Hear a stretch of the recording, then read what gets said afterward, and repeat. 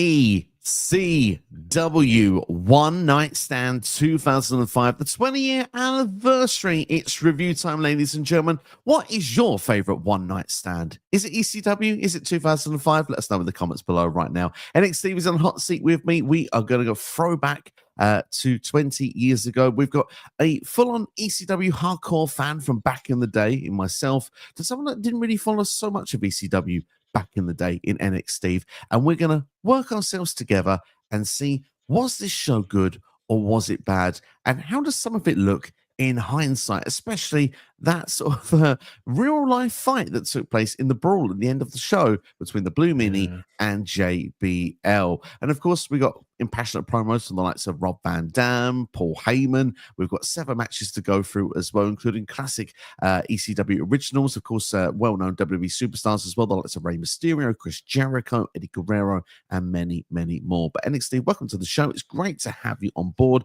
Was you excited about the prospect of reviewing ECW One Night Stand?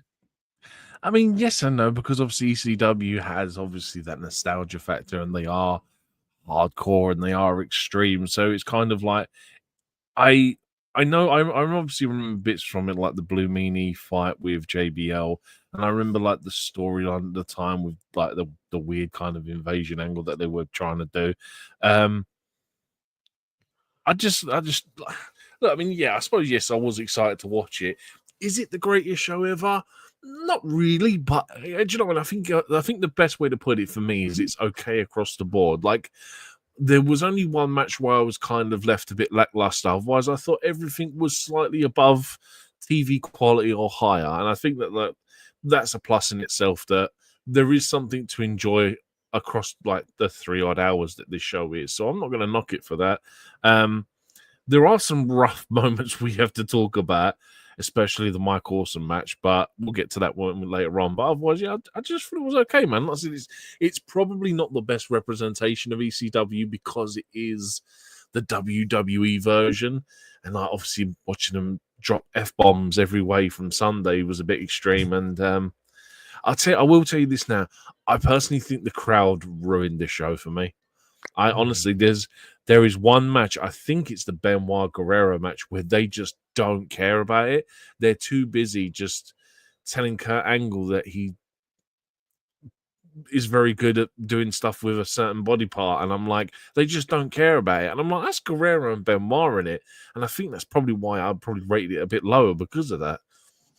The thing is, with an ECW crowd, they cannot be controlled. They are hardcore. No. They are passionate. And if you look into this ECW One Night Stand, 1 minute, 21 seconds in, pause for the split second, and look who's in the crowd.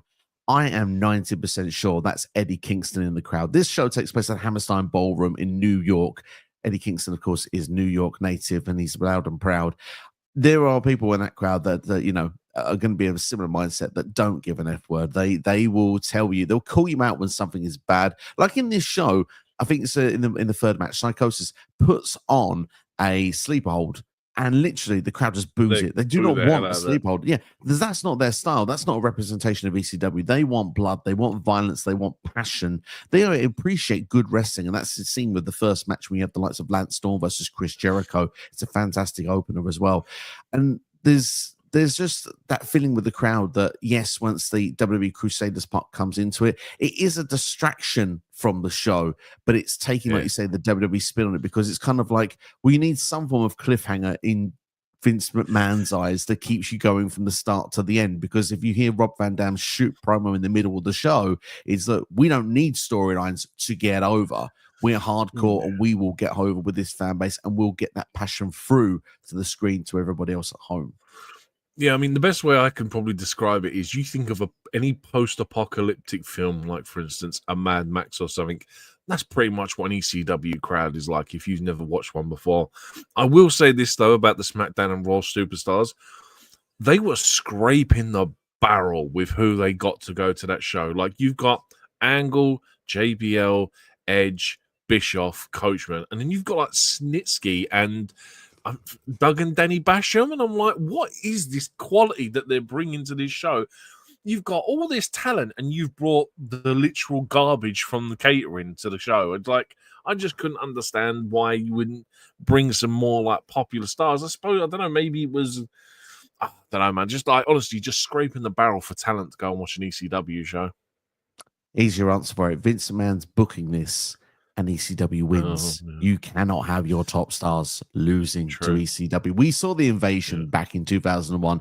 WCW did not have a prayer when it came down to it. But hey, let's get into the finer details of the show, shall we? This took place 20 years ago, was the 12th of June in 2005. Of course, it was in the Hammerstein Ballroom in New York. The attendance was 2,500. The buy rate was 325,000. Yes, this is the buy rate era, pay-per-view era. There's no WWE Network, Netflix, Peacock, however you like your wrestling in sight.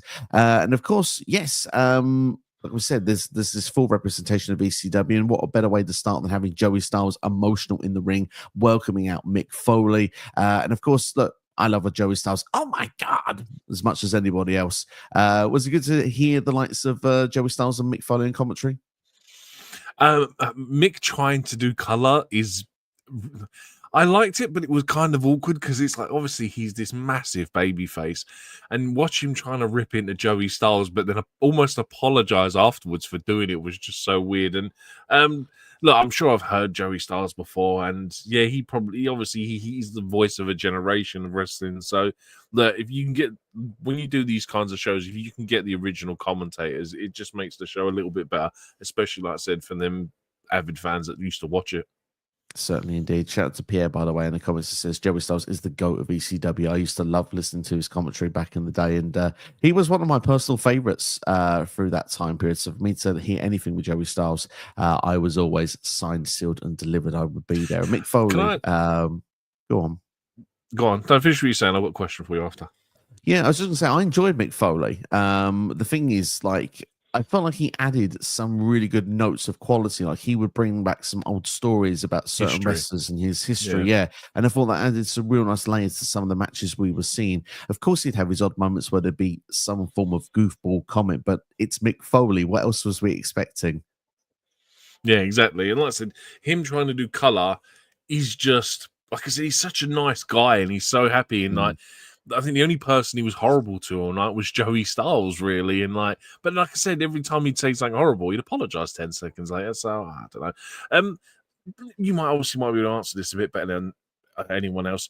Was this supposed to be a one-off thing, or was this, or was the idea? Okay, so the following three are just like on what the result of how this one went, I presume. So this is how this played down. I mean, RVD half explained this throughout the promo he did later on, but I mean, I'll break it down in a quicker format than how we got around it. It's basically RVD had an idea after the success of the Rise and Fall DVD was released in 2004. It was a huge seller, did better than anyone expected with expectations. One of my favorite wrestling DVDs of all time, by the way. I would love to go back and watch that. It's 3 hours. It's a breeze.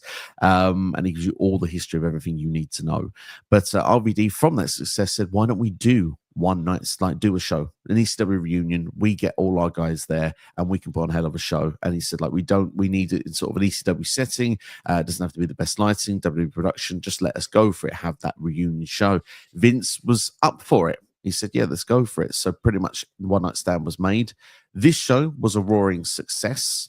And obviously RVD, the person who was meant to be the creator of this show, couldn't really perform on this show because he had an ACL injury, so that didn't help. So he actually has a couple of moments on the show, physical, but nothing else.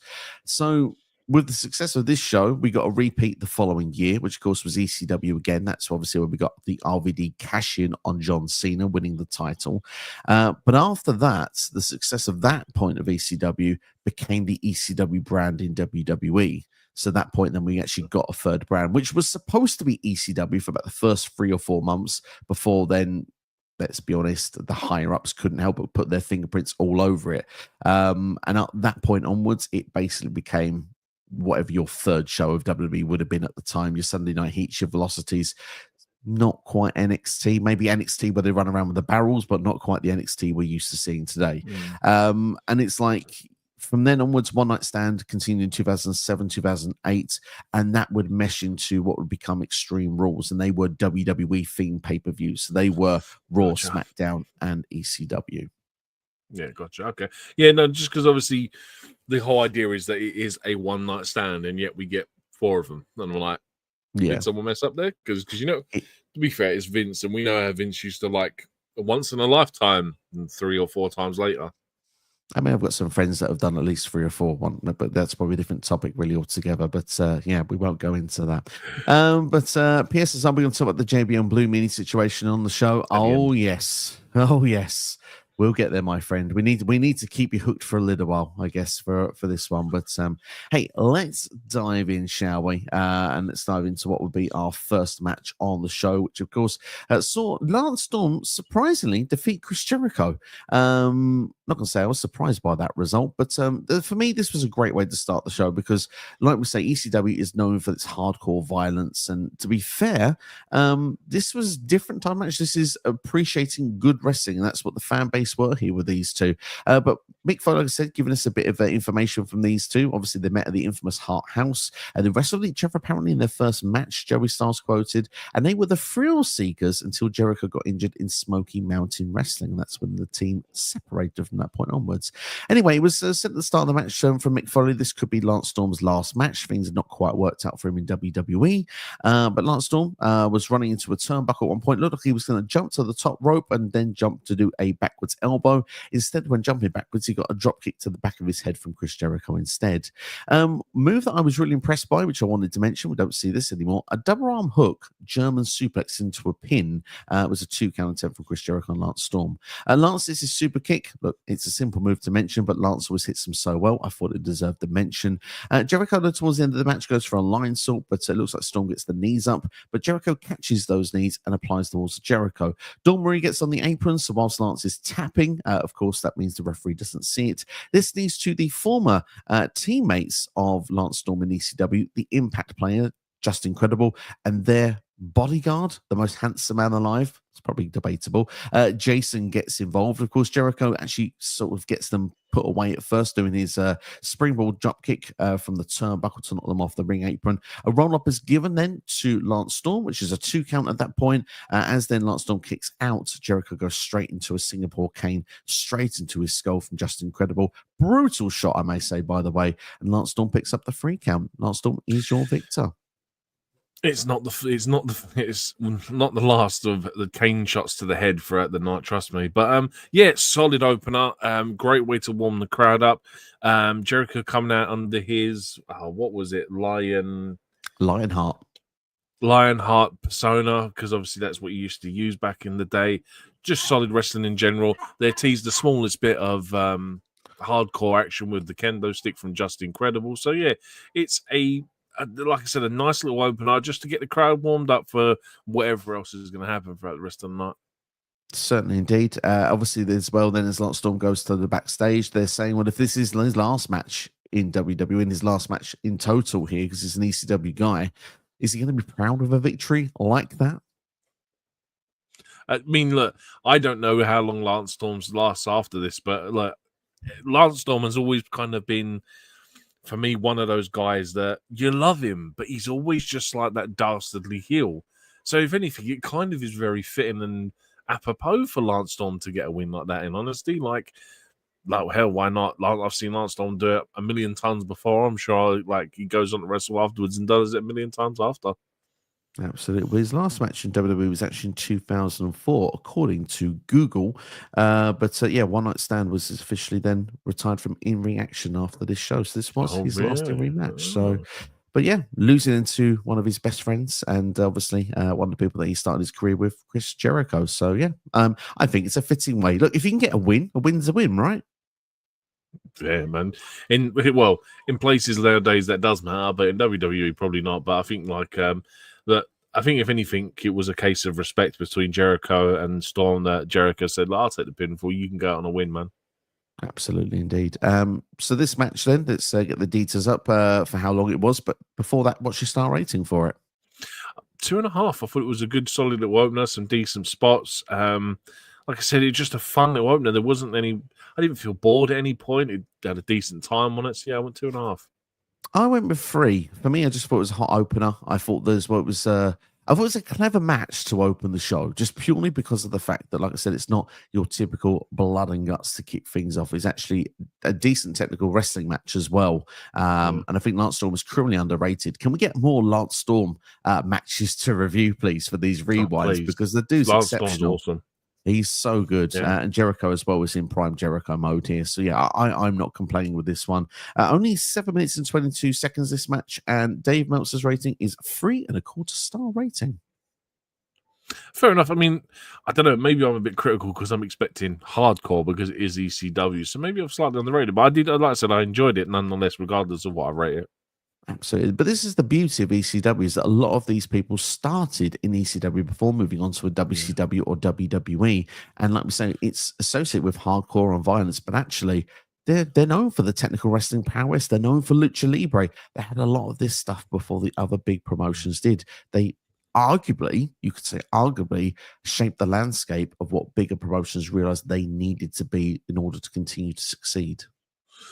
Very true, yeah. Paul Heyman was just that guy that had a habit of spotting potential. Like, there's throughout the show, there's throwback clips to the history of ECW, and there's even like a very early version of Stone Cold Steve Austin, cutting a promo, pretending to be a commentator on Monday Night Raw. As I said, yeah, a lot of the guys got their break by cutting their teeth in ECW. So yeah, and like I said, Paul Heyman was just one of those guys he is that guy that was just able to see talent like Benoit, Guerrero, like loads of the WCW guys, Austin. There's a catalogue of names that he used to bring up.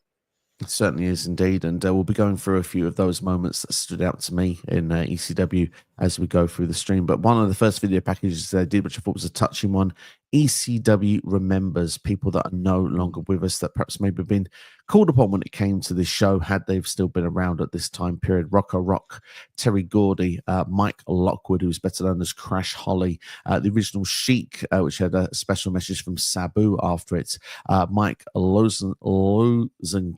I hope I've butchered that. Apologies. Thank you so much. Pitbull, Anthony Durant, Big Dick Dudley, Chris Candido. Of course, Candido particularly a lot through the night because his passing was quite recent to this show as well. Yeah. He passed in 2005. Many Chris Candido shouts throughout this show. Definitely. Yeah, he was, I think he wasn't he up one of Punk's like best mates as well in ECW when he was in there at the time. I'm sure I've seen that somewhere where I'm sure Punk said that he was one of the guys that he used to hang around with. But yeah, I know for a fact Candido was big in ECW, and like he was, a lot of people felt his loss when he went. Like he's one of them guys that you don't realize how influential he is until he passes, and you just see these people going, Chris Candido did this for me, did that, did this. So yeah, like I said, a guy that not a lot of people know about, but had such a big influence on people. So ahead of his time, obviously for WWF fans is better known as Skip the Body Donner.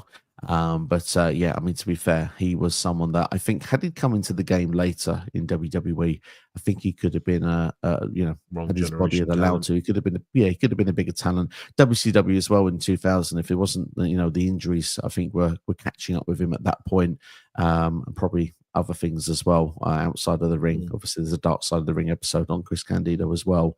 I mean, the guy had all the in-ring work to really be a top guy. Had the opportunity to risen, but sadly that just wasn't to be. But we move on in the meantime, and this match is going to get super crazy because it's got super crazy. Defeated Yoshihiro Tajiri and Little Guido in a three-way dance. Triple threat match, better known to WWE fans, but there is a slight difference with the rules when it comes to a three-way dance because, the match doesn't end after one fall. It basically goes to a singles match when the first person goes. So basically, elimination style. And of course, it's ECW, which means not everyone came to the ring alone. Super Crazy did, because he's crazy. But Yoshihiro Tajiri came with the Sinister Minister and Mikey Whipwreck, and Little Guido came with about 5 members of the FBI. Too many to mention, but of course, the likes of Tony Mamaluke and the late Tracy Smothers was at ringside. But pretty much, just to go through the details of this match, very early on, you knew there was going to be a lot of shenanigans in this when Tony Mamaluke pulled Super Crazy's leg to stop him from doing a dive to the floor. This allowed Guido to do his Sicilian slice, which is basically a leg drop off the second rope while the guy is on his knees, and actually hits it onto the back of the neck. But then end up fighting into the crowd, Guido and Crazy, and this leads to Crazy going to the top of the balcony. And yes, you can imagine it. All the FBI have joined Guido in the crowd area. There's a dive off the balcony, caught very well. It's spectacular, to say the very least, and Super Crazy. In my personal opinion, just show how crazy he is. The dude doesn't even take like a minute to take a breath. He just gets on the balcony, gets on the spot, and just throws himself off. It's good that everybody was in place on time, to be fair. I'm very shocked that he was the only one that actually did anything off the balcony as well. Like, this is again another thing that like I'm expecting everyone to throw themselves off the balcony, and just the fact that we only get one spot for it. But hey, yeah, look, it's a perfect moonsault, well executed. Just crazy stuff from Super Crazy. Certainly indeed. But unfortunately, the shenanigans do remain in this match, with the FBI getting involved, trying to take out Crazy.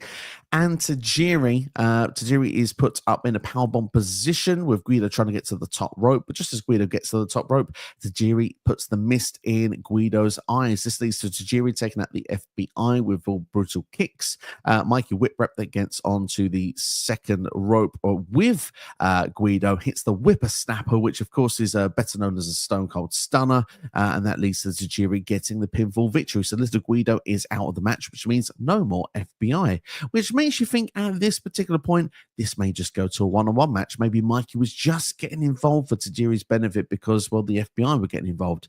He couldn't help himself. He had to try and stop Super Crazy's momentum. You could hear Mick Foley being disappointed on commentary. There was a mentor to Mikey Whipwreck at one point in ECW. So to see that Mikey had just taken, let's just say, not the right moral road there, I think disappointed Foley for a small second. But it didn't make a difference in the result when it came to the end of the match. Super Crazy getting back on top, hitting a power bomb, a brutal power bomb on Tajiri, I might add as well, followed by a top rope moonsault. And of course, yeah, getting the 1, 2, 3. Your thoughts on this match then with Tajiri, Guido, and Super Crazy? Again, well placed, well executed. It sort of raised the bar again on what they did in the previous match, and it's starting to get a little bit more crazy. So we're, you know what I mean? It's a slow build to get into towards the more hardcore stuff. But again, they used the spot outside the ring well. Tajiri hitting his mist in a unique spot again, like you said, in the powerbomb position with Guido on the top rope. And the whippersnapper stand off top rope, I thought was great, well executed. Just a fun match. I think the only thing is that there was not necessarily a lot of fumbles and botches, but it was kind of like they were going at a really fast pace, and they were kind of catching themselves out in places. And I think that's probably the only downfall I've got to say about it, really. Yeah, I would say, I mean, you can tell that these matches that you have at the early part of the show are not that long, so they're trying to get everything quickly. Like, usually you would think, the thing is, you said you're surprised about the dive off the balcony, it wasn't more of them. For me, I'm actually surprised just how quick this one takes place in this match, because the match is literally a couple of minutes old, and Super Crazy is on the balcony. And you usually build to something like that, but this is the ECW where you just kind of go, here we go, it's coming, boom, the big moment's hit. And it feels like that there is a couple of moments in these matches. Yeah, absolutely. But it kind of feels like these matches are about moments and then get the payoff, and it's like getting to A to B to C. But there is so fast paced, there's not enough time to sort of slow down, take a deep breath, and sometimes those are fun journeys to be taken on. For me, I'm a little bit nostalgic because I remember the freeway these guys had in ECW at some point. I want to say it's in the year 2000 or 1999, it's one or the other. But yeah, I had a great time watching this back then, and I had a great time watching it One Night Stand in 2005, and I had a great time this time watching it as well. Lovely to see. And Super Crazy is much better as ECW Super Crazy rather than being Mexico with the lawnmowers and stuff. Oh god, yeah, they're a horrific gimmick. Absolutely. So yeah, let's give you a star rating for this match, please. I went 2.5 again. I thought it was, like I said, it was the same as the opener, really, just obviously a little bit more hardcore. But again, almost too short of anything. I could have done with a little bit longer. Could have done with more as well. Would not have complained for it. So for that reason, I'm going for a 3-star again. It feels like we have a similar faults, but that's give us a different area of the marker. And for me, I've had to bump it to 3-star just because of that balcony. I mean, just imagine if something like that gone wrong. Like Jesus, the dude's put his body well on the line there. So that's why I've gone slightly higher. But yeah, the match only 6 minutes and 12 seconds long. Just like I said, it feels like it's like watching all the first ever All In main event, and it was like everyone's got to get their stick in because it's like they're acting like it's the final match and they're going to be cut off air, and like they're just trying to get all their licks in. It's like I said, by the time the last match starts, 40 odd minutes left of the show. I'm just like, how these guys didn't get even like 2 more minutes? Just shocking, man. Absolutely. Well, I can tell you, Dave Meltzer's rating 2.5 stars. Shares the same thoughts as you. I love that indeed. Fair enough. You mentioned about the fact of some of these ECW moments. We had some early memories as well. Some of them, including Shane Douglas throwing the old Eastern Championship Wrestling title down, saying that everyone of the past can kiss his ass, including Lou Fez. Of course, that leads to the actual Extreme Championship Wrestling brand. Tommy Dreamer belongs in ECW, classic storyline with the Sandman, of course, and basically it's the fact that he has to. It's something to do with hell of a beating. He does. He takes out a beating. It's something to do with woman, of course. Nancy Benoit.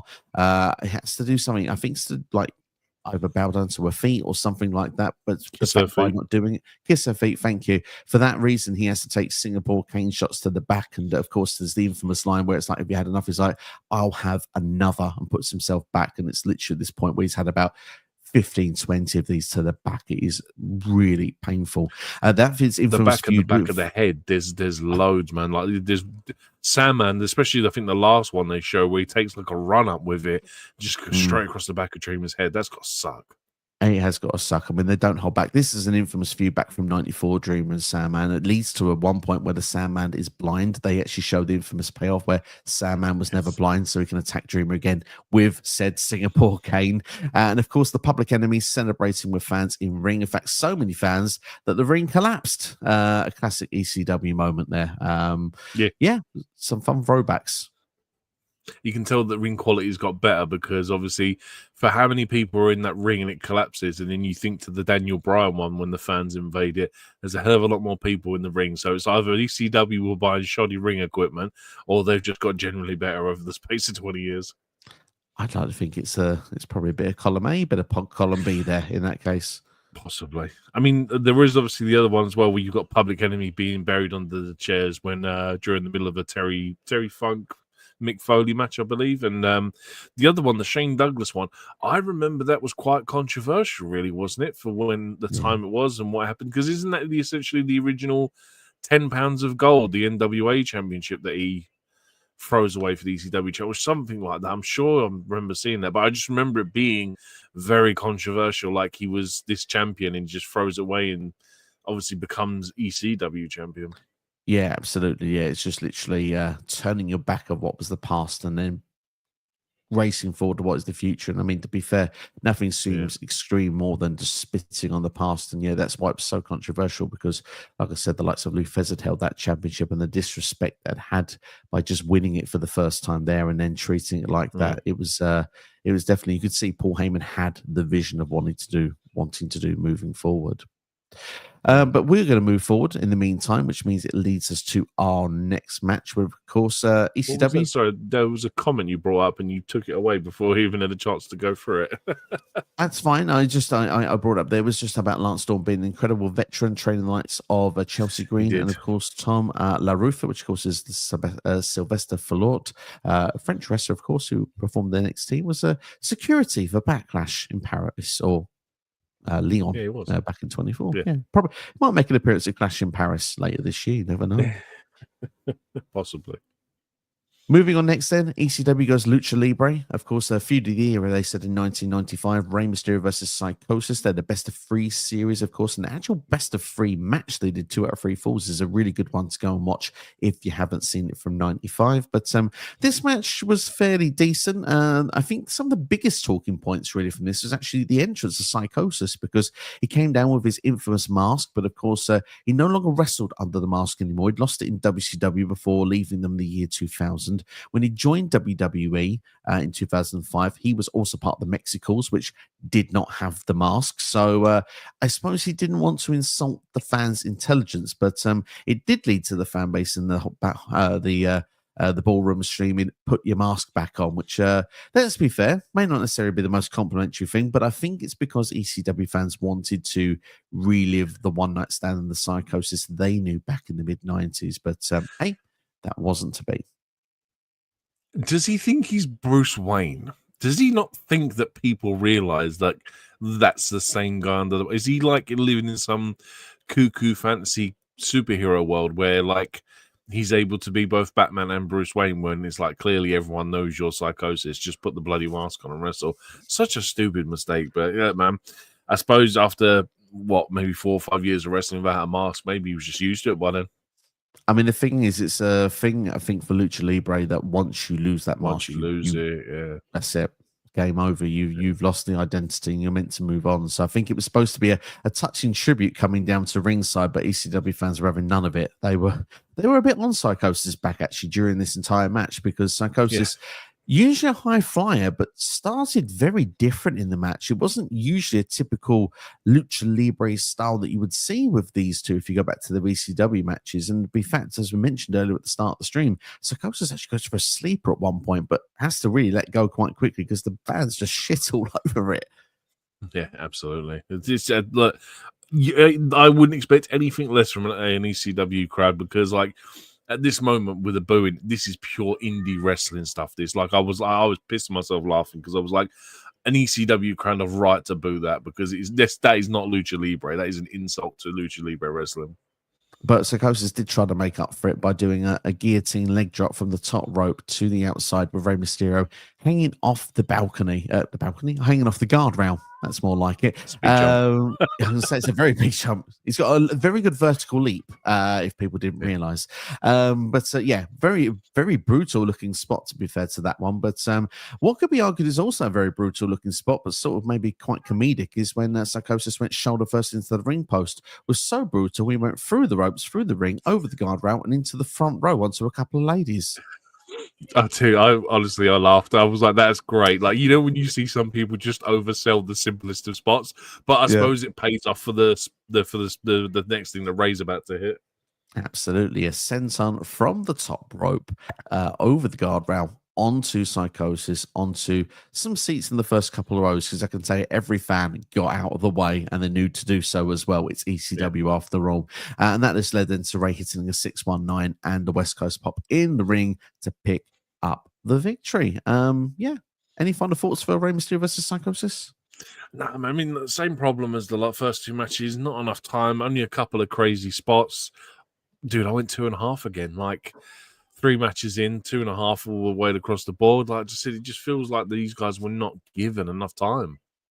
I've gone with 2.25 just because of the fact I've knocked it, because I am used to seeing. I'm used to seeing Rey Mysterio Psychosis matches.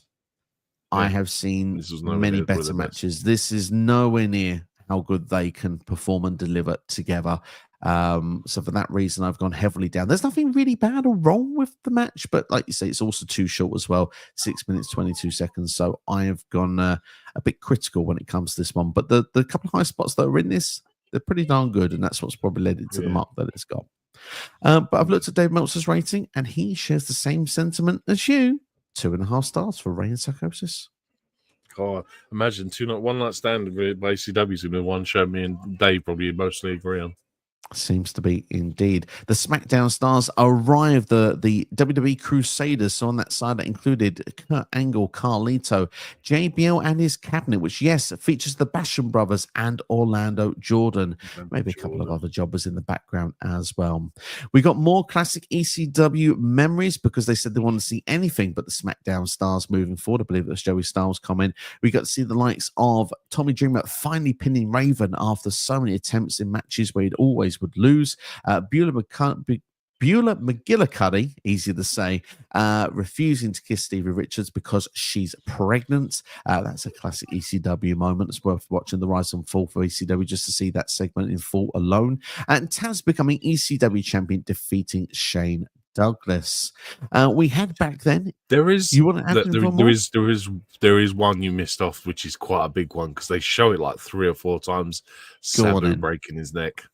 Yeah, it's actually brutal. That is brutal. Yeah, and I was like, how they show it 3 or 4 times, not once, but multiple times. I'm like, what are you doing, man?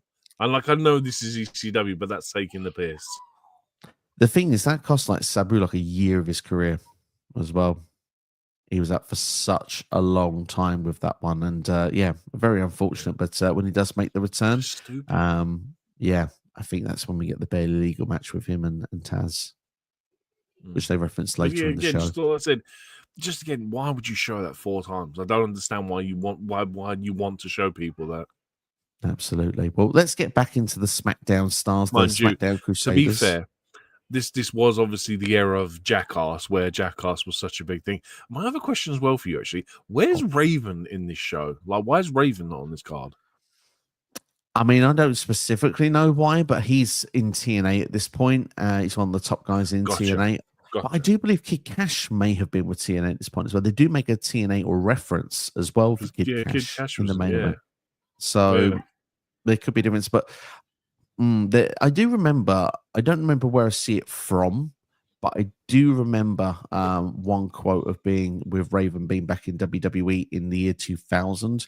And I believe it was a Jim Ross hire. And I believe Vince said, "What's Johnny Polo doing back here in WWE?" So I don't think Vince was the biggest fan of one Raven. So maybe that has something to do with it. I don't fully know. Vince is a douchebag because Raven was awesome. Raven was awesome, to be fair.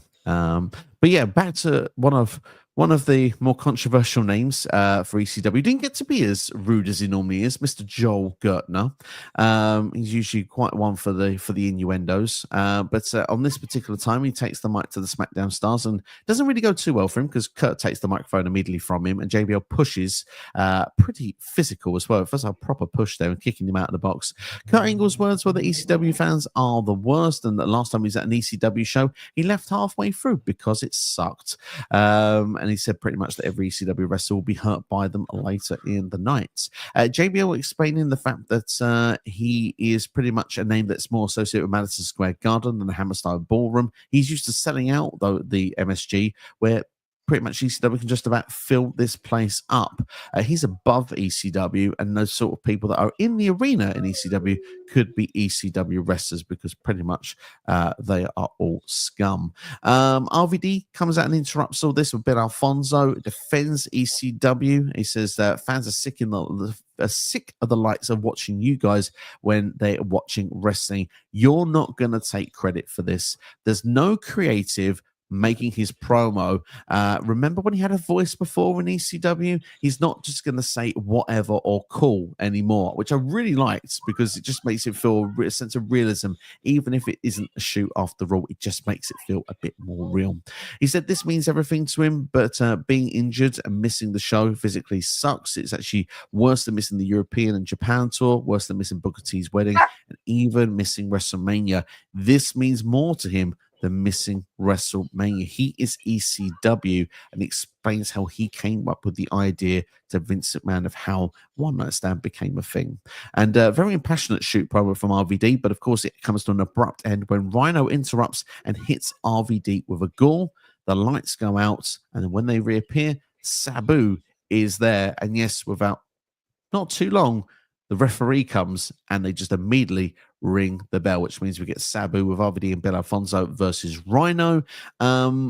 really keen to get your thoughts on this match because obviously we sadly lost Sabu not too long ago at the time of doing this review. Of course, rest in peace, Sabu, and of course.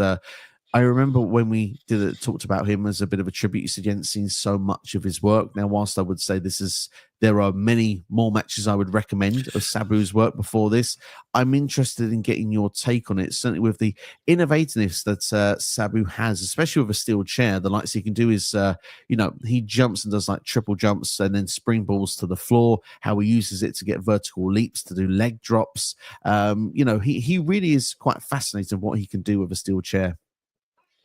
Yeah, I mean, if you've ever seen a highlight reel of Sabu, this is pretty much his bread and butter. This is almost like just a showcase of what Sabu does in every match. And this is only just a taster. Like you said, he's using the chair as a prompt to initiate springboards. He's doing leg drops on it and stuff. And again, almost feels like another match that was too short, that could have gone a bit longer. But like I said, if you want a quick match to watch with Sabu, just to kind of get a general feel of what he does, this is a perfect match. It's not too long. Do you know what I mean? You got a peak physicality Rhino as well. Do you know what I mean? This is more of a showcase for Sabu than anything else. This is just like I said, a showcase for him. It's just a great short match, really. But I imagine if you go out there and find it, like I said, if you watch this, you can probably sit there and think, do you know what?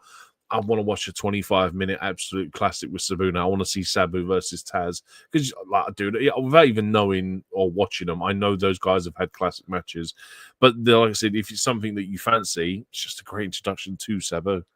Absolutely, I would agree with that indeed. And the fact it's one of my favorite moves he does in the match is his single-handed whisper in the wind with his sister, the steel chair, basically runs. And instead of Matt Hardy laying on the floor, it's a steel chair there. He just jumps on the chair, then just lands that sort of jump with a leg into the corner. I thought was really cool. The fact he was done with the toe drop as well. He went face first into the chair was quite awesome as well.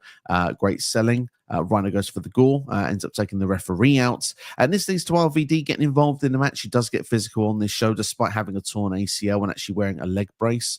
Of course, he throws the chair into Rhino's face. And of course, there's a drop kick to Rhino in the corner as well. And this leads then to Sabu finishing off with his leg drop with the steel chair underneath his leg. And actually Rhino laying on a table. So they go through the table as well. Another short match here, but what would be the star rating for you with this one?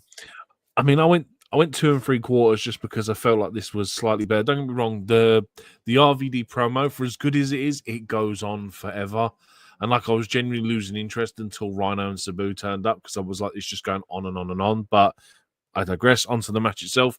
Again, just lacking time. I mean, like I said, I think Sabu did what he did in 4, 5, 6 minutes, however long the match is. And I think it was just the biggest spectacle they put on so far. So I think this is slightly better than the previous 3 matches, but still just lacking time. And plus, it's a good way to get RVD on the show. Yeah, it's a very clever way of use of RVD, because he still gets to be a part of this grand idea and still gets to be physical in some way, to the point he can probably take the bumps and not harm himself too much in the process as well. A question I have for you, because you've mentioned questions to me a couple of times. I've got one for you this time. We are used to, in 2025, all matches usually being around 15 to 20 minutes long on a premium live event. That is something we experience with WWE, with AEW. It's the culture, it's the now. Back in the old days, it was very common for matches to be 6, 7, 9 minutes at the most long. So is it a case of a time period thing, or just a case that they are rushing through because it's ECW and Vince doesn't see it as something as important?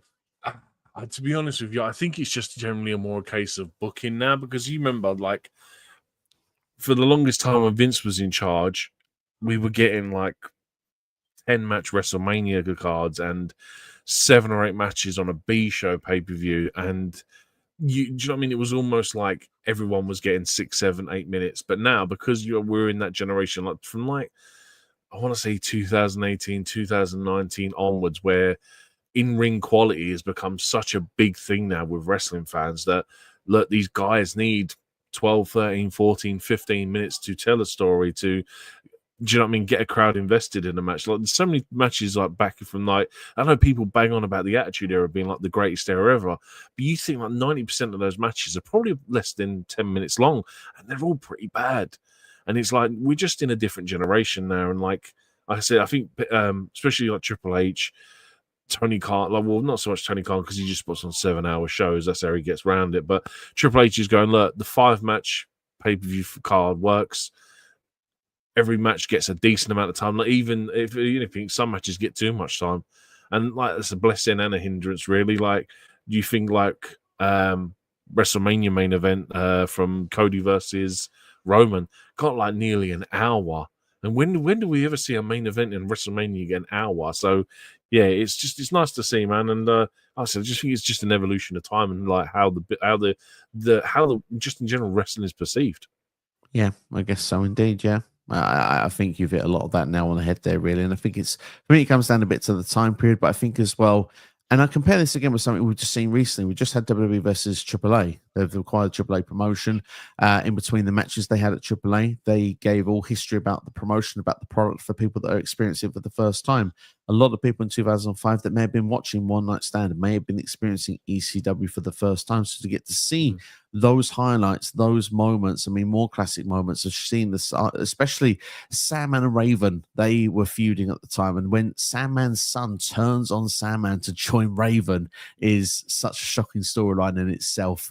Taz and Bam Bam going through the stage and the entrance way in their match in Living Dangerous or may have actually been Heatwave 98.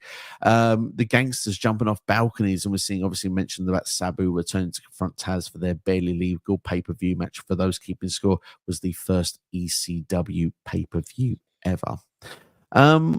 We move on in the meantime. Actually, we made a quick mention. Al Snow was present, was backstage with Head. Yes, it started in ECW before being in WWE. Raw shows up, the likes of Eric Bischoff, Edge.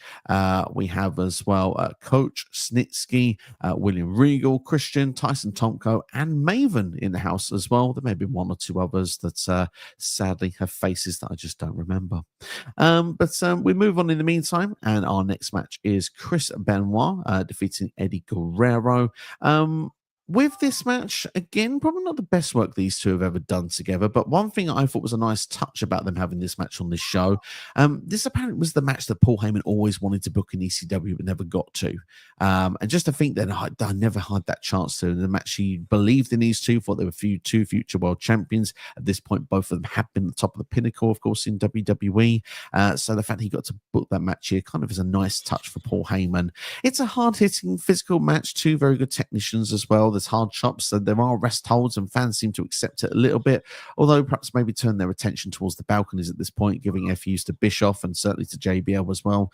Superplex is involved, and of course, ultimately, there's a crippler crossface put onto Eddie Guerrero, and Eddie eventually taps out. One thing I thought was quite noticeable, though, was JBL applauding the match. It turned out to be the fact he had to sort of cover it up by saying that, well, Benoit's a SmackDown guy. It's one for our team, not for ECW, but I mean, JBL did seem to have a little bit of the juice up there. He did seem like he was having a good time up there, not necessarily the action going on. Yeah, look, let's be honest. A match that Paul Heyman always wanted to book, this wasn't it. Crowd didn't care. Crowd was so uninterested. And I just thought, look, man, this is two of the best like in-ring wrestlers of the time. And this crowd are just like, they just seem disinterested. This is almost like, this is like, of all the matches on the card, you'd think this would possibly be the best match on the card, and it just doesn't happen, unfortunately, and it's a shame. And yeah, JBL, I believe he has a few libations that night, and obviously he's pictured seen holding a one or two throughout it, and I believe that ultimately pays off at the end as well. But again, we'll get to that when we get to it. But for me, this was TV quality at best, 2 stars for me. Wow. You can never imagine a Benoit Guerrero match having 2 stars. To be fair, I've gone 2.5. I know they're much capable of better. I don't know if it's the circumstance, the lack of story going into it. I mean, I didn't even feel like there was do you know what I think was the problem with this match? Because nothing to me is technically wrong with it. You can say the crowd's lack of interest maybe feels like some of it, but if you actually just sit and watch the match, there's nothing technically wrong with it. But no. I'd have liked a final third. We felt like we had the opening middle act, and it just cut straight to the crossface, and off we go. Yeah, but again, if you've got a paying if you've got a crowd in attendance and they do not care about a match, when you've got two of the best technical wrestlers, it kind of transitions back home as well, where I'm like, look, if the crowd aren't interested, why the hell should I be interested? And I know it's criminal to say because of who's in the ring. It's just one of them things, unfortunately. I've seen these two have better matches, and this just wasn't it for me. And again, the amount of time they got. Understandably. This is going to be our probably biggest gap of the show, I think, with Dave Meltzer. 3.25-star rating for the 10.5-minute match between Benoit and Guerrero. Well, this is one of the longest. This is what I mean. This show's 3 hours long. I think the longest match is maybe like 10 minutes, isn't it? Well, it's only 2.5 hours, actually, this show. Oh, it felt like 3. Fair enough. I think one of us is enjoying it more than the other. I think it's 2 hours 38 or 2 hours 40. So we'll split the difference there. We'll do a mean average, I think, is probably the best way to go, like you say. Joel Gertner's gone for a part 2. He said he was rudely interrupted. He asked Eric Bischoff for a job. Eric says no, tells him he's a scab, just like the ECW fans. Doesn't want Joel or the fans anywhere near a Raw event because they don't have any class. Fair enough. Again, this is all filler. We don't need this crap on a pay-per-view. I will agree. It's a little bit overkill. It's a little bit overkill.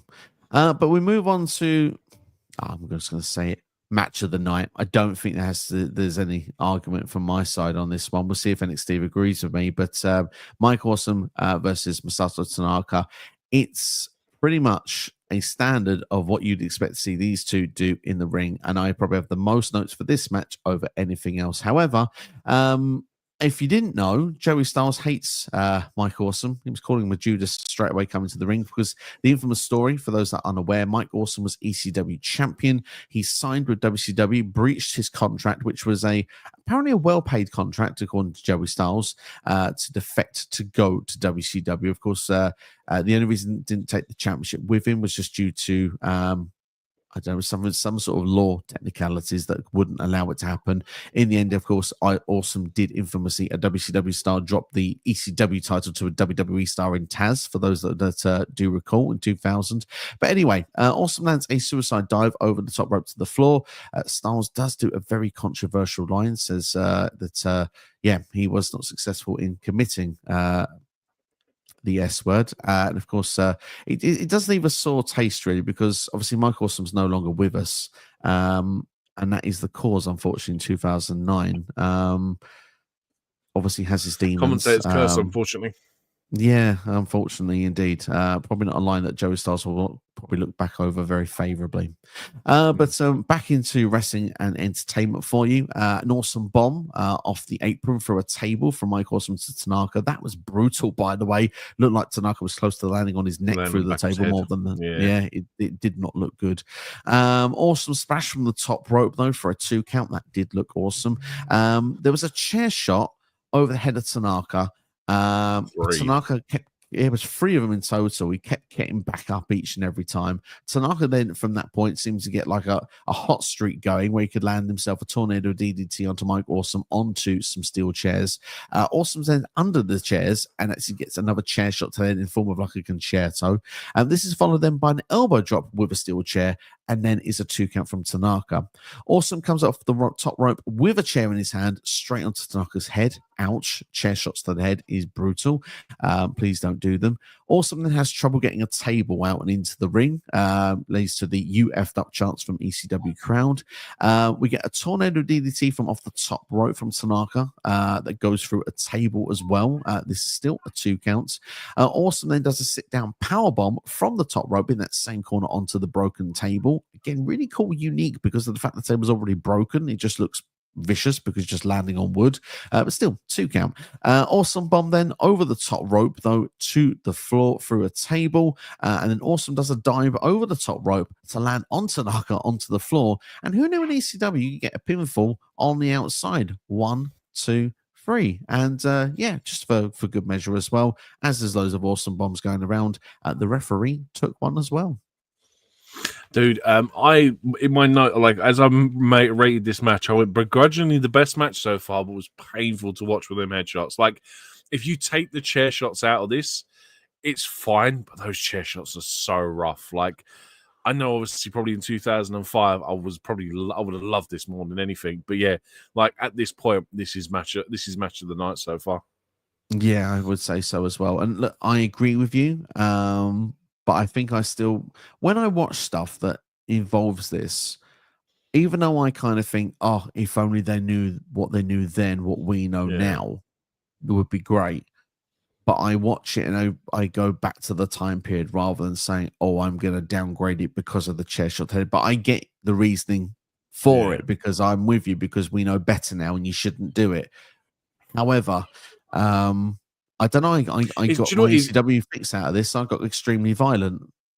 Yeah, do you know what it is? I I think like it's it. just because like I'm getting older and Yeah. my perception on a lot of things, like it's even like little things like, dude, when I was like 18, 19, I could watch YouTube shorts, Instagram reels of people falling over and I would laugh my head off. And as I'm like now 40, my brain just instantly goes to, oh, I bet that sucks. I bet that Yeah. hurts. So I think it might just be an age appropriate thing where I'm just getting older. And there's me sitting there thinking, man, those headshots, especially like the 3 in the row and then the one he does off the top rope as well. I'm like, oh my God, that's just going to hurt. And it's just like I feel for Tanaka in this match because that must have sucked, man. And like I said, Yeah. I'm probably just getting old more than anything.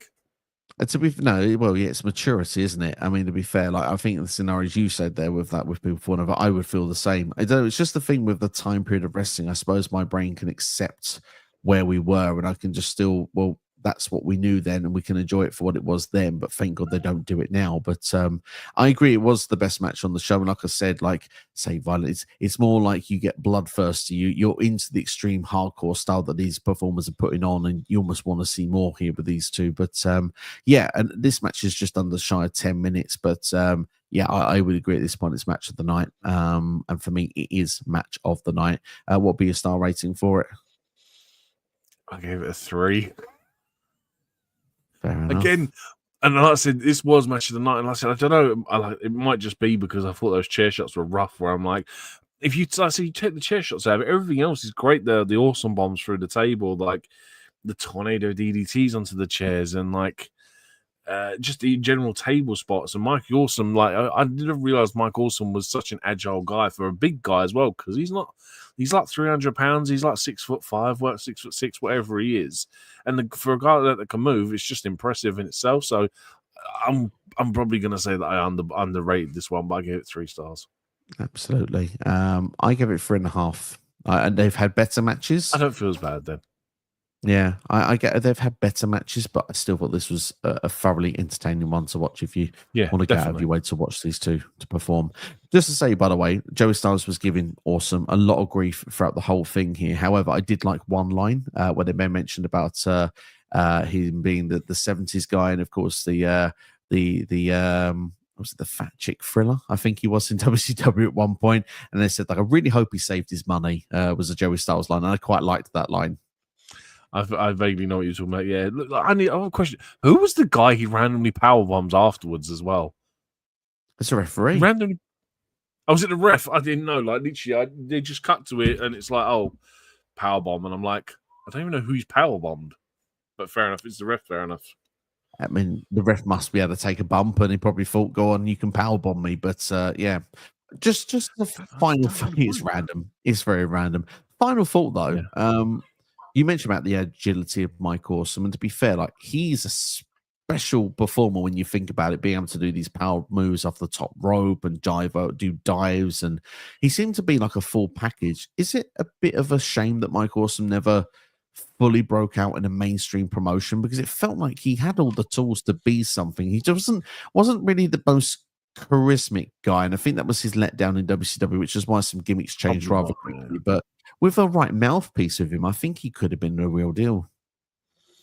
But you're basically saying he would have been an ideal Paul Heyman guy, Really, so. Essentially.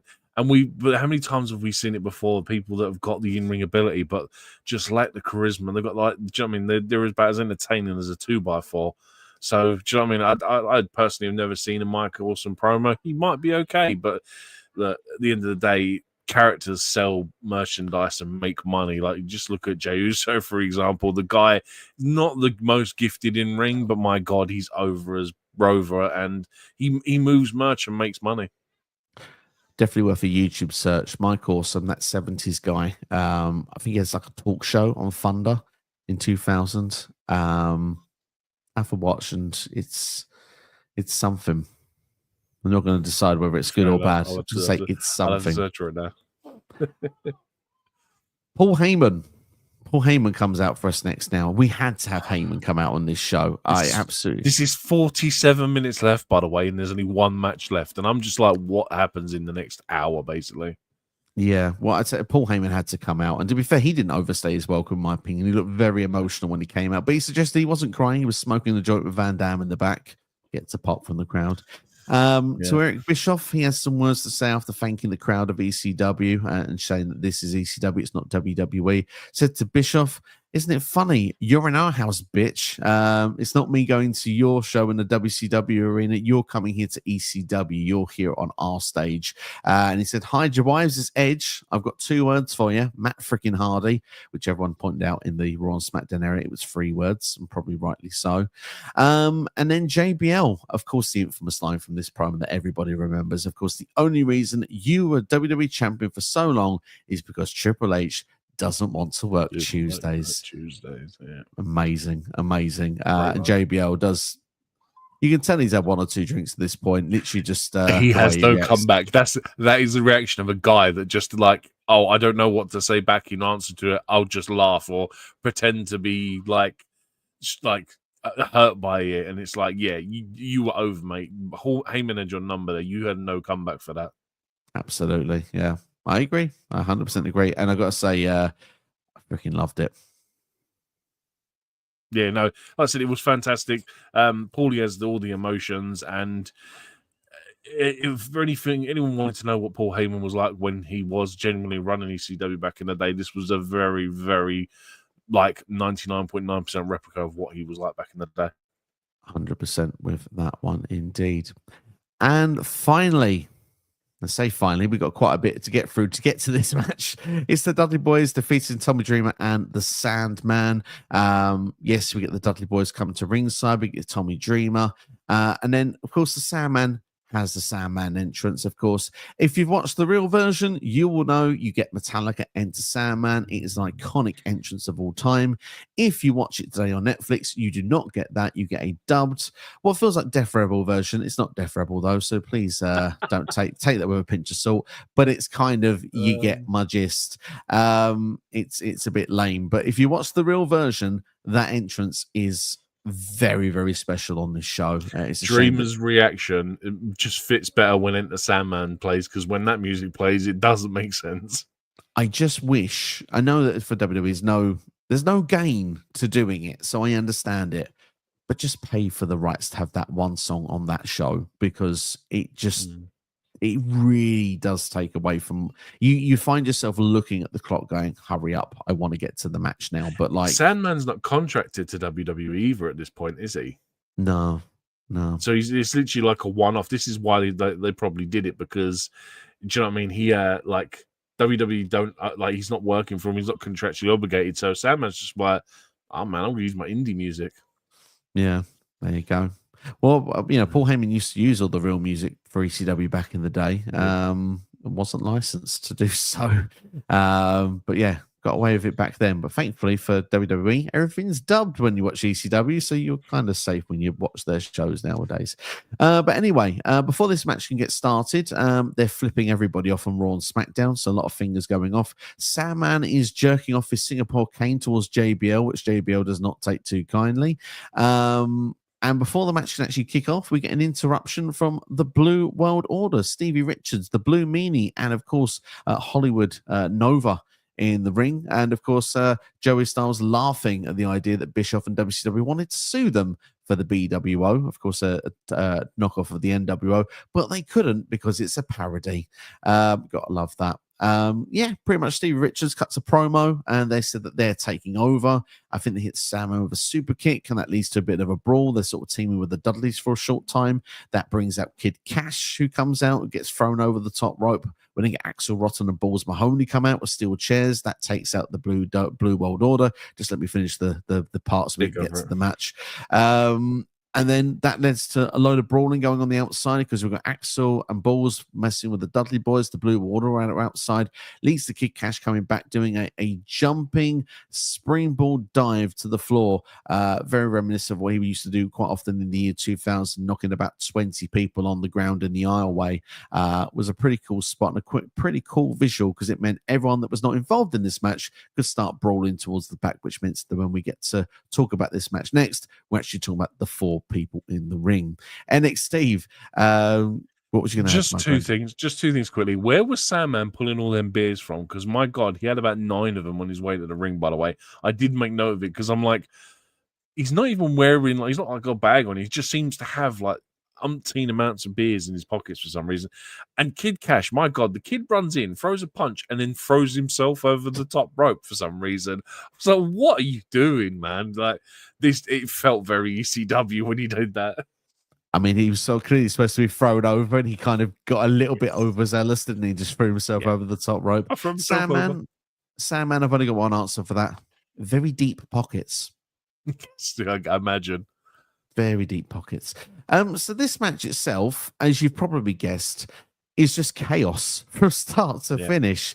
And there's a lot of weapons involved with this one. I mean, we have a street sign that's used, steel chairs that are used. Just want to mention quickly with particular street sign that was hit to a steel chair to Devon's balls, which led to a what's up moment from Tommy Dreamer and Sandman. Pretty entertaining. We had cheese grater involved as well, which Bubba Ray used on Tommy Dreamer. We had Singapore canes, tables, and we got a flaming table at the end as well. But before we can get to that moment, we had the Impact players, for whatever reason, get involved in this match now, attacking Dreamer and Sandman. Of course, that is Lance Storm and just incredible. We see Francine come out, who kicks Tommy Dreamer in the balls. A lot of balls mentions in this match, which leads to Beulah McGillicuddy coming out to protect Tommy Dreamer, taking out Francine. We then see as well the Impact players taken out afterwards as well. Beulah and Dreamer hit DDTs on Bubba and Devon, and yes, Bubba does throw himself too early before Beulah can actually go down with the DDT, but still a great line from Joey Styles. I want my wife to do that.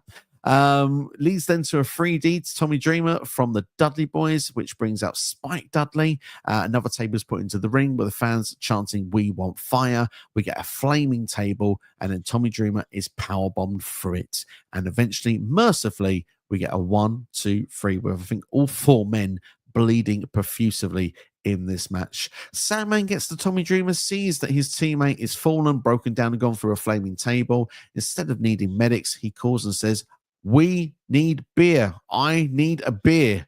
And of course, if you need a beer, there's only one person to fix that for you. Glass match. Stone Cold Steve Austin comes to the ring, says, "Sandman, you don't need a beer. I've seen you. I've seen your work.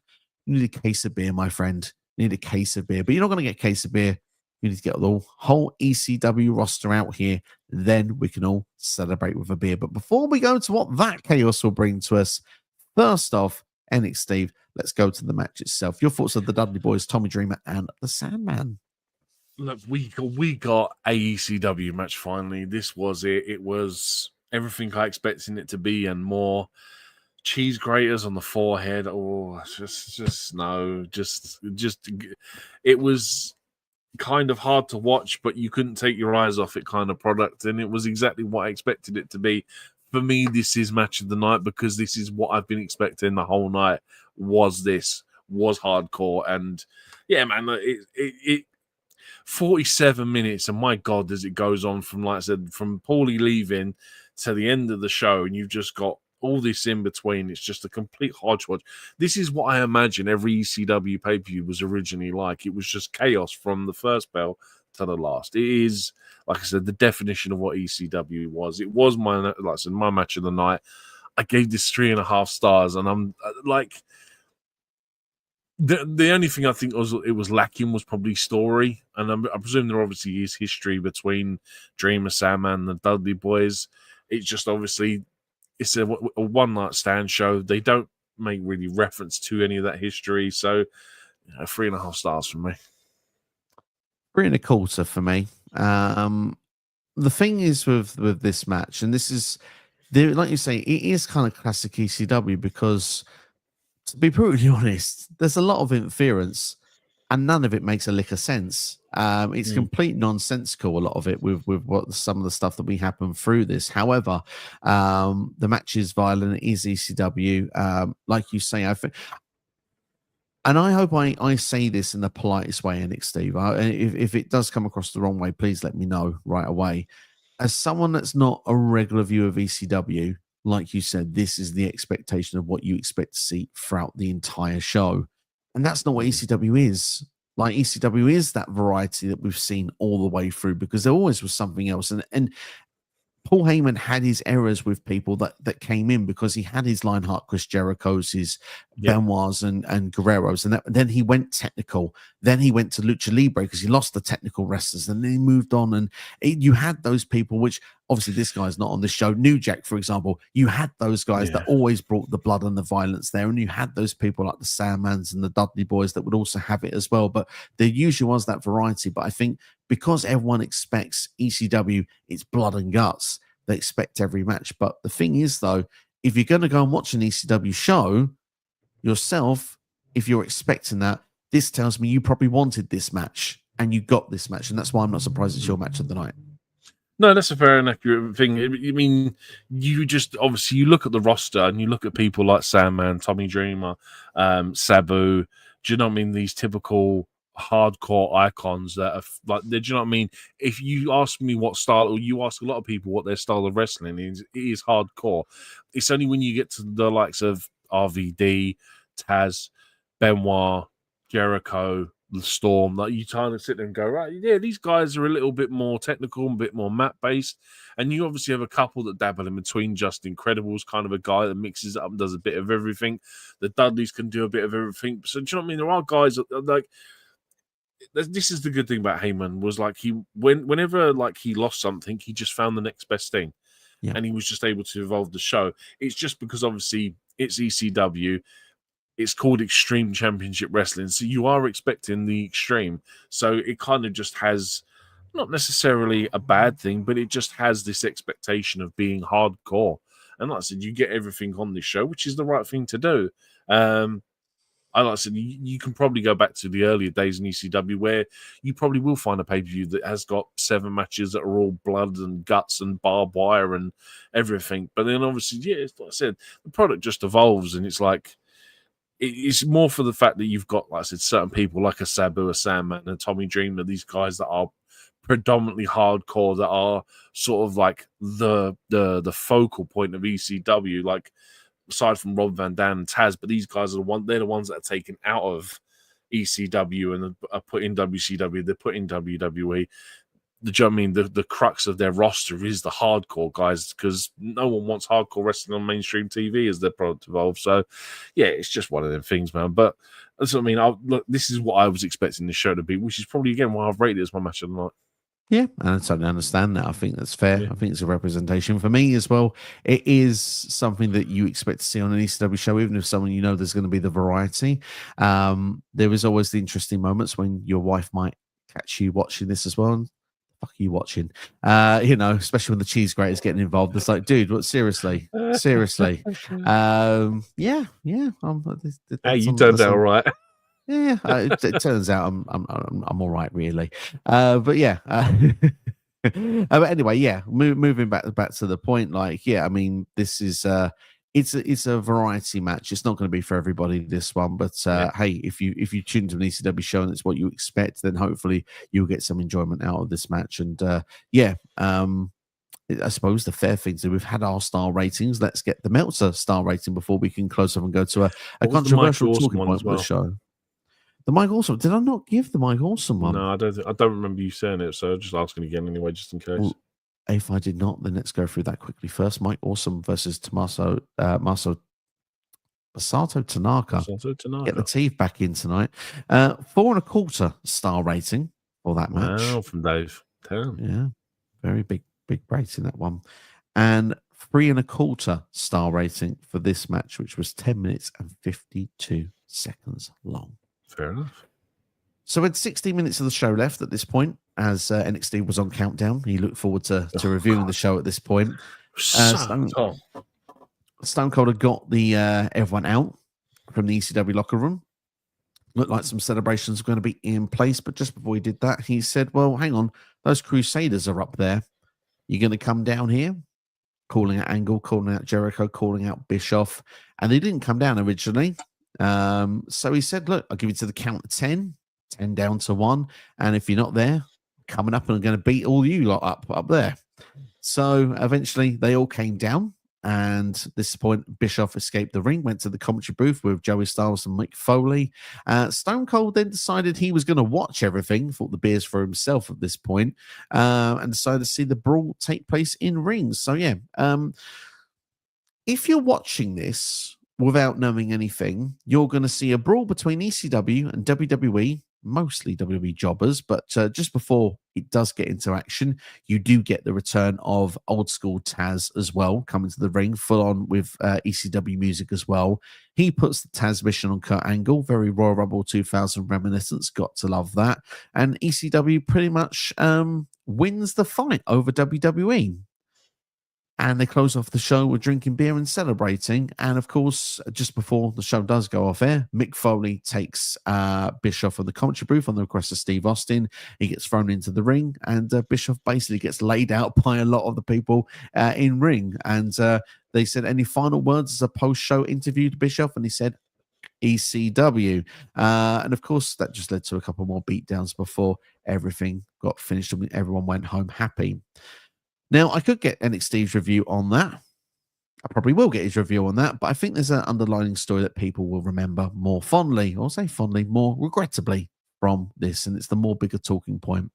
Because there was a legit shoot fight taking place in amongst that brawl. It took place with John Bradshaw Layfield, JBL, definitely looked like he'd had one too many. That's my personal opinion. And the Blue Meanie. Now, if you go with stories that are surfacing online, apparently Blue Meanie had been quoted in interviews as saying that JBL was a bully, was someone that picked on people in the locker room. And this was something that JBL wanted to give her a receipt for. And he felt he was legitimately within his right, was fair with what he was doing. You can see, if you look to the right-hand side of your screen, halfway through the brawl, the Blue Meanie is bloodied faced, completely crimson mask. If you can look deep into the middle of the ring during this brawl, you can follow JBL around, you'll see a couple of blows land. But you see the after effects later with the crimson face mask. Now, this didn't go down well with a lot of people, as you can imagine, talent to begin with. Definitely didn't go well with management, with fan base alike, and of course, maybe plays into the reputation that JBL may carry with some people to this day. It's something that may have stuck with him.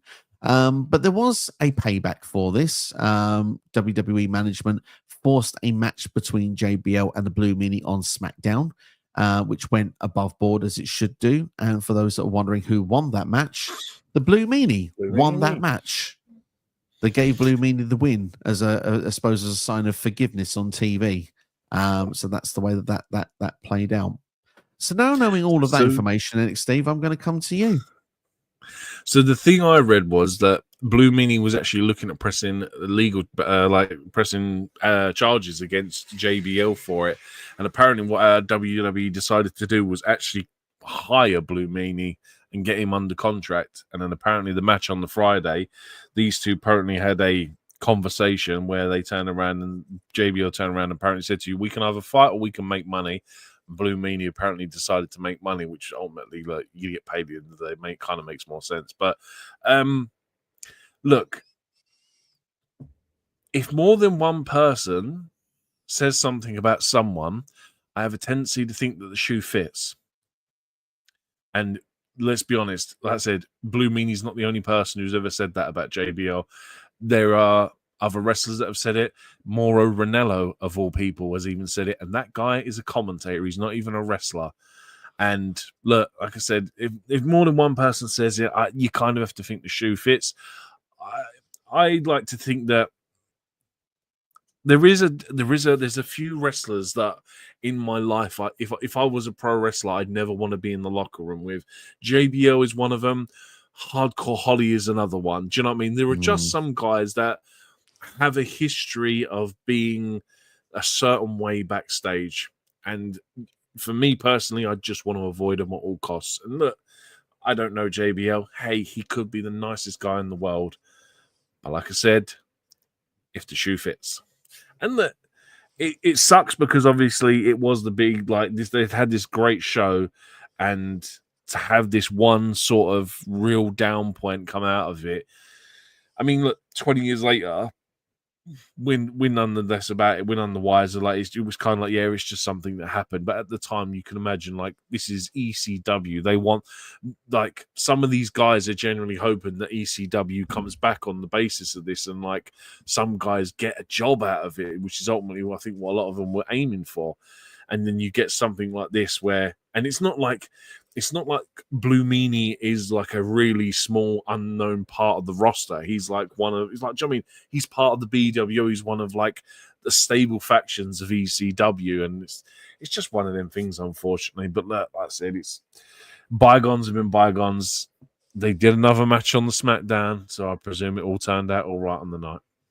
Yeah, I think you've summed that pretty darn well. I mean, obviously, like you say, we don't know JBL. A lot of things are allegedly said by other people, so we clarify that as well. But like you say, could be a really nice fella, but the impression and the reputation does follow. And yeah, I kind of agree with your sentiments of like, is that perhaps someone you wouldn't want to meet backstage? You would imagine, but ultimately, it's something like you say. They had the chance to make money at the end, and they chose to do that. And I think it was a cool touch on screen that Blue Mini won that match.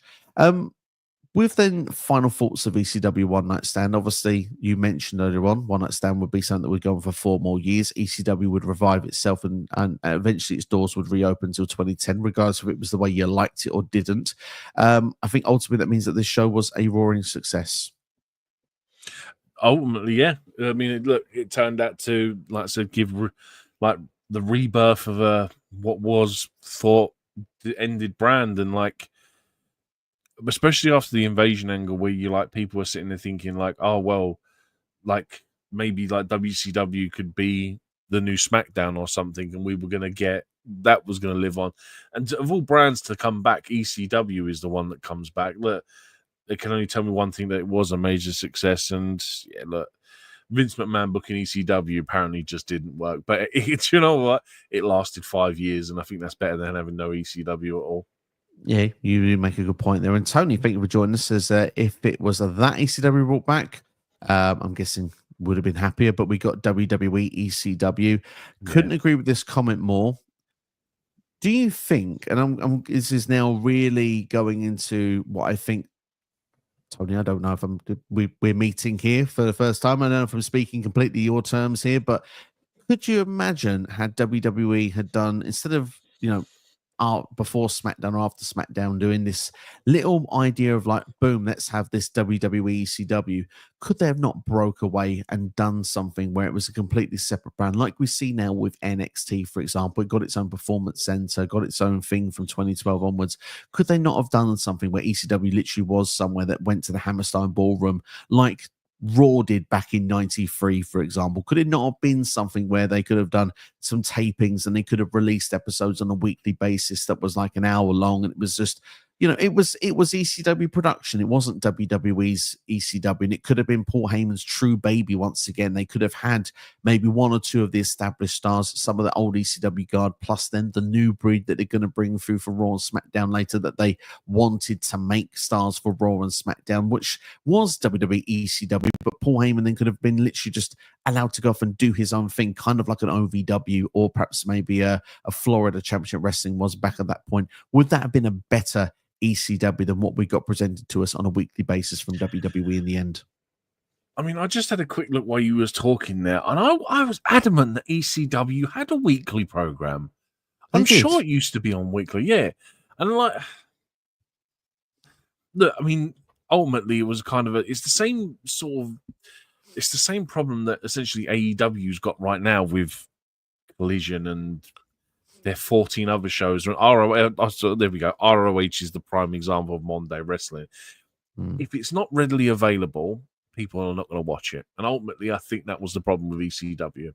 And I can't remember. Like, I know obviously in the States it probably would have been more readily available, but I'm sure over here it was one of those channels that you had to pay a premium for on your cable provider or your, do you know what I mean? Your whatever your TV, your Sky provider was, you had to pay for extra, and not a lot of people were paying because the channel was like, I don't know, some sort of like almost I want to say like Hallmark film channels or something. Like, no one cares about. Why am I going to pay £12, £15 a month for this one channel to watch one wrestling program a week?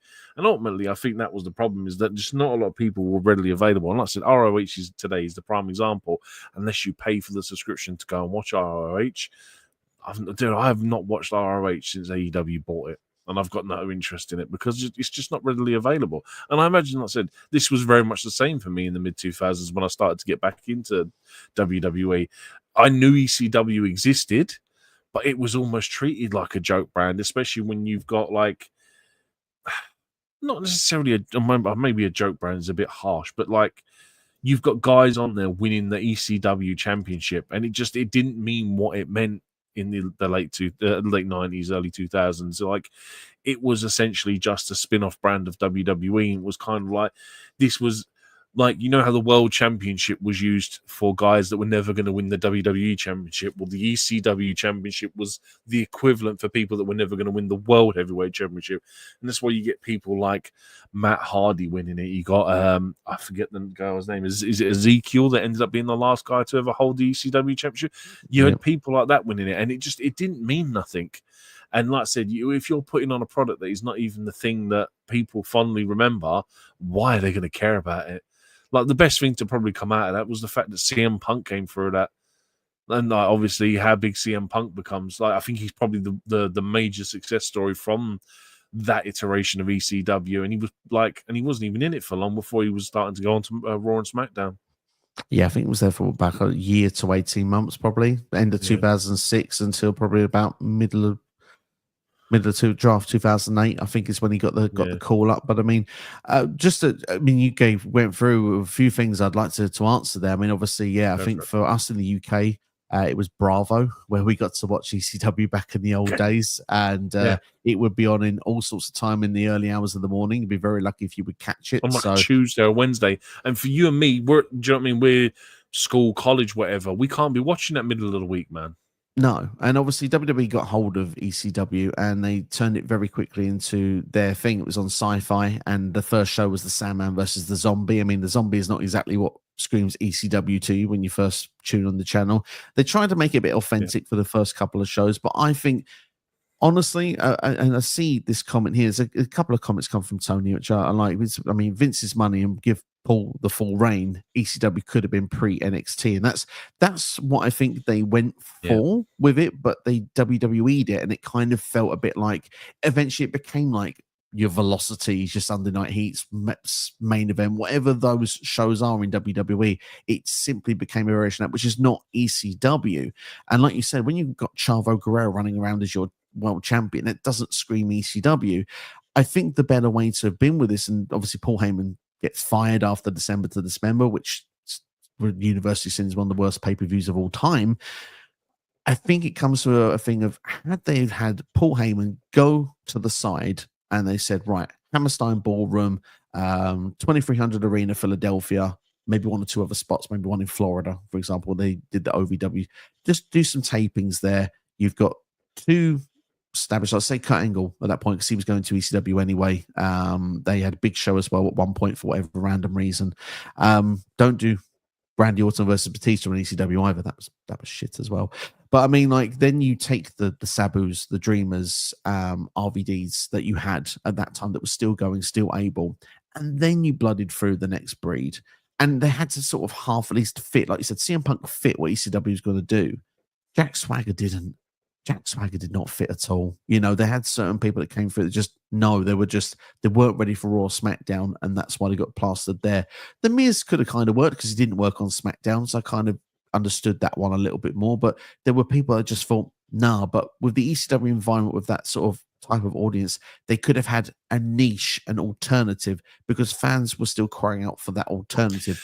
And they didn't have to put the amount of money into it that they did with Raw and SmackDown. Therefore, in my opinion, it could have been a success, and it could have been what was said there turned into NXT at a later time, because NXT of what we got in the 2010s and Triple H's baby, yes, it didn't have all the blood and guts and chair shots, but you would argue that was the closest thing to an ECW that we had at that point, because that truly felt like an alternative, which is why everyone looked forward to takeovers.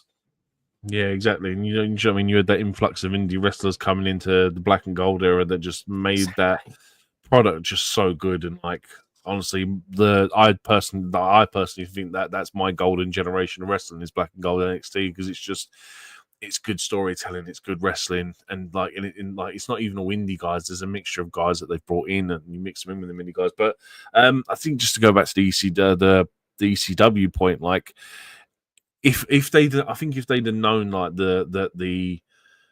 the pre-recorded 3-week shows, like you said, if they could hire at the Ballroom for 1 or 2 nights, get 6 weeks worth of tapings done out of, do you know what I mean, those 2 days from the Ballroom, do you know what I mean, they would have had a consistently pre-recorded program. But I think back then it was more always about the live viewership, and the demographic wasn't really so much of a thing, but it was starting to become a thing, and you need them live viewerships. And then, do you know what I mean? Yeah, cost effectiveness of hiring the Ballroom out for 2 nights and getting 6 weeks worth of TV quality out of it would have made a hell of a lot of sense. But I mean, we're fortunate that we know what happens in the future, and I just think it's probably a gamble that Vince didn't want to take. And then, as well, just to touch on it, I personally think Vince was always jealous of Paul Heyman. I think Paul Heyman, especially when he was in charge of SmackDown for, I can't remember when it was, but there was a period where he was in charge and SmackDown was just absolutely must watch.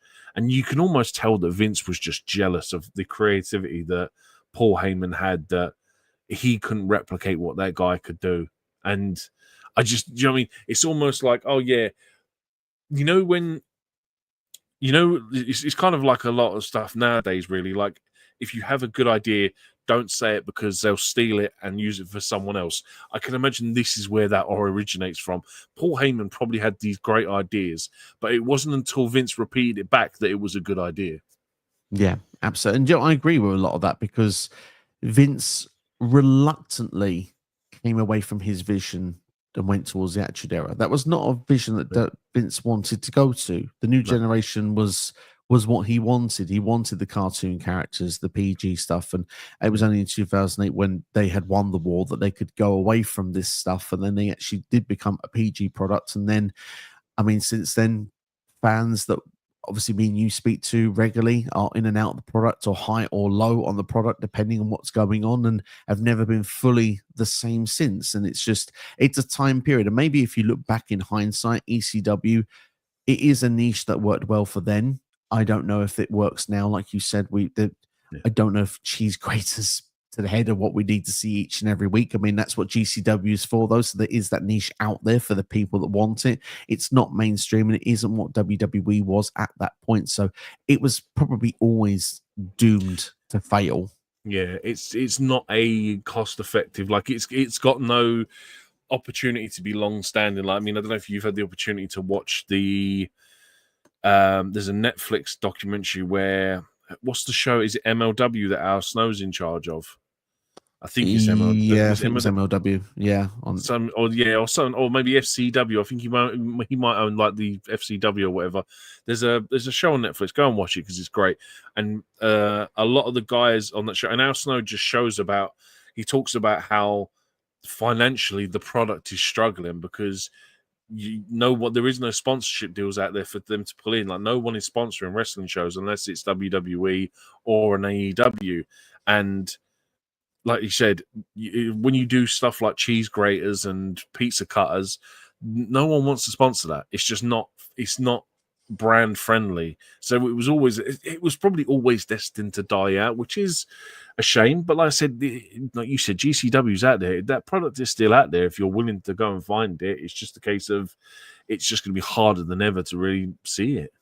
Absolutely, yeah. And when you get an AEW show with Nick Gage using a pizza slicer and Chris Jericho in the adverts at the same time, Pizza Hut's being promoted, wasn't a good look and didn't go down too well at the time. So yeah, I think everything has its niche and has its placement, and I think this style of wrestling is more for dare I say, it's for the minor leagues at this point, and for a not a mainstream demographic.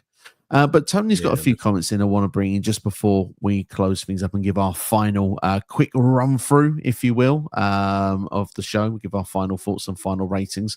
But Tony says people that were big in ECW weren't so big anywhere else. Dudley's an exception. I would say RVD was an exception as well. The fact he did win the WWE Championship as well. But there probably are a couple of other names out there. Obviously, Steve Austin was WCW beforehand, but he was also in ECW before he had the big breakout with Stone Cold. So there is some of those as well. Mick Foley had experience in ECW as well. I agree, by the way. It's just slapping a Coke logo on H generic pop drinks does not make it Coke. ECW name, but none of the violence, no DQs. Jerry Lynn versus RVD. Thank you. Those matches are legendary. Pretty much. I mean, that sums up the fact of WWE and ECW, really. Like, it just never was going to be the thing.